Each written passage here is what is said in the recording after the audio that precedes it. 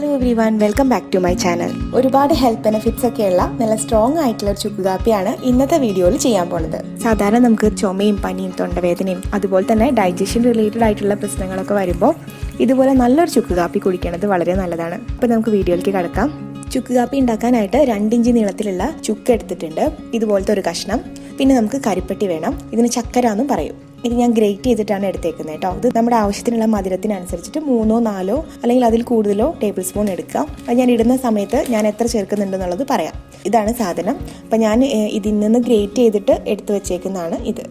ഇനിയിപ്പോൾ ഇത് കിട്ടില്ല എന്നുണ്ടെങ്കിൽ സാധാ ശർക്കര യൂസ് ചെയ്യാം നമുക്ക്. അല്ലെന്നുണ്ടെങ്കിൽ പനങ്കൽക്കണ്ടമില്ലേ, അതെടുത്താലും മതി. സാധാരണയായിട്ട് പഞ്ചസാര അങ്ങനെ യൂസ് ചെയ്യാറില്ല, അത്ര നല്ലതല്ലല്ലോ പഞ്ചസാര. ഒന്നും കിട്ടില്ല, ഒരു രക്ഷയില്ല എന്നുണ്ടെങ്കിൽ മാത്രം പഞ്ചസാര ഒരു ലാസ്റ്റ് ഓപ്ഷനായിട്ട് എടുത്താൽ മതി. ഏറ്റവും നല്ലത് കരിപ്പട്ടി ചേർക്കുന്നതാണ് കേട്ടോ. പിന്നെ ഒരു പിടി തുളസി ഇല വേണം. പിന്നെ നമുക്ക് കുരുമുളക് വേണം, അത് നിങ്ങളുടെ എരിവനുസരിച്ച് ചേർക്കാം. ഒരു 1/2 ടീസ്പൂൺ മുതൽ 3/4 ടീസ്പൂൺ വരെ ചേർക്കാം. എരിവനുസരിച്ചിട്ട് കൂട്ടുക കുറയ്ക്കുകയൊക്കെ ചെയ്യാം. പിന്നെ 1/2 ടീസ്പൂൺ കാപ്പിപ്പൊടി വേണം. പിന്നെ ഒരു ഫ്ലേവറിന് വേണ്ടി മാത്രം മല്ലി എടുത്ത് വെച്ചിട്ടുണ്ട്. ഇതൊരു 8 എണ്ണം ഉണ്ട്, 8 7 എണ്ണം എടുക്കാം. കൂടുതൽ എടുത്തു കഴിഞ്ഞിട്ടുണ്ടെങ്കിൽ മല്ലിയുടെ ഒരു കുത്തണ പോലത്തെ ഒരു ടേസ്റ്റ് വരും. അപ്പോൾ ഇത്രയും ചേർത്താൽ മതി കേട്ടോ. പിന്നെ നമുക്ക് ആവശ്യത്തിന് വെള്ളം വേണം അല്ലേ. അപ്പോൾ ഇതുപോലത്തെ ഒരു ഗ്ലാസ്, ഇത് 250 ml ഗ്ലാസ്സാണ് കേട്ടോ. 250 ml വെള്ളം ഇതിനകത്ത് കൊള്ളും. അപ്പോൾ ഈ ഒരു ഗ്ലാസ്സിൽ 2 ഗ്ലാസ് വെള്ളത്തിലാണ് ഇപ്പോൾ നമ്മൾ ചുക്ക് കാപ്പി ഉണ്ടാക്കാൻ പോണത്. ആദ്യം തന്നെ ചുക്ക് ചെറുതായിട്ടൊന്ന് ചതച്ചെടുക്കാം. പൊടിയാക്കണ്ട, ചെറുതായിട്ടൊന്ന് ചതഞ്ഞാൽ മതി.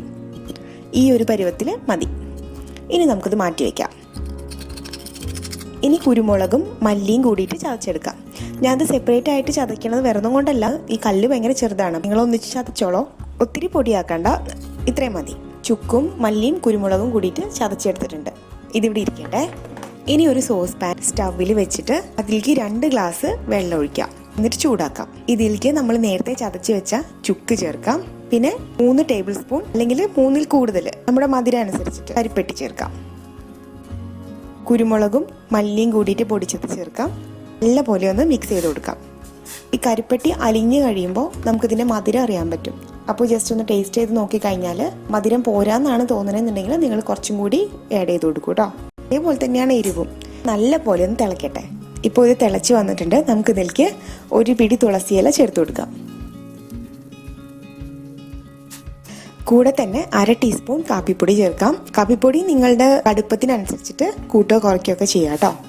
പിന്നെ തുളസിയില മാത്രമല്ല കേട്ടോ, നമുക്ക് ഇതിനകത്ത് പനിക്കൂർക്കയുടെ ഇല ചേർക്കാം, പിന്നെ പേരയുടെ ഇല ചേർക്കാം. ഇതൊക്കെ നല്ലതാണ് ചേർക്കണത്. ഒരു 2-3 മിനിറ്റ് നല്ലോണം തിളക്കട്ടെ. തിളച്ച് ഇതുപോലെ ഇതിൻ്റെ ഫ്ലേവർ എല്ലാം ഇതിലേക്ക് ഇറങ്ങി വരുമ്പോൾ തീ ഓഫ് ചെയ്യാം. ഇപ്പോൾ നമ്മുടെ ചുക്ക് കാപ്പി തയ്യാറായിട്ടുണ്ട്. ഇനി നമുക്കിത് ചൂടോടുകൂടി തന്നെ ഒന്ന് അരിച്ചെടുക്കാം. ചൂടോടുകൂടി തന്നെ കുടിക്കുമ്പോൾ ഒരു പ്രത്യേക ടേസ്റ്റും അതുപോലെ തന്നെ വയ്യാണ്ടൊക്കെ ഇരിക്കുന്ന സമയത്ത് നല്ലൊരു ആശ്വാസമാണ്. വളരെ സിമ്പിളാണ് ഉണ്ടാക്കാനായിട്ട്. ഒരു കാര്യമേ ഉള്ളൂ, ഇതിൻ്റെ ചേരുവകളൊക്കെ നമുക്ക് ഇതുണ്ടാക്കുന്ന സമയത്ത് സ്റ്റോക്ക് ഉണ്ടാവണം എന്നുള്ളത്. അപ്പോൾ എല്ലാ പ്രാവശ്യവും പറയുന്ന പോലെ തന്നെ വീഡിയോ ഇഷ്ടമായിട്ടുണ്ടെങ്കിൽ ലൈക്ക് ചെയ്യുക, ഷെയർ ചെയ്യുക, സബ്സ്ക്രൈബ് ചെയ്യുക. ഇനി അടുത്തൊരു വീഡിയോ ആയിട്ട് വരുന്നത് വരെ എല്ലാവർക്കും നന്ദി, നമസ്കാരം.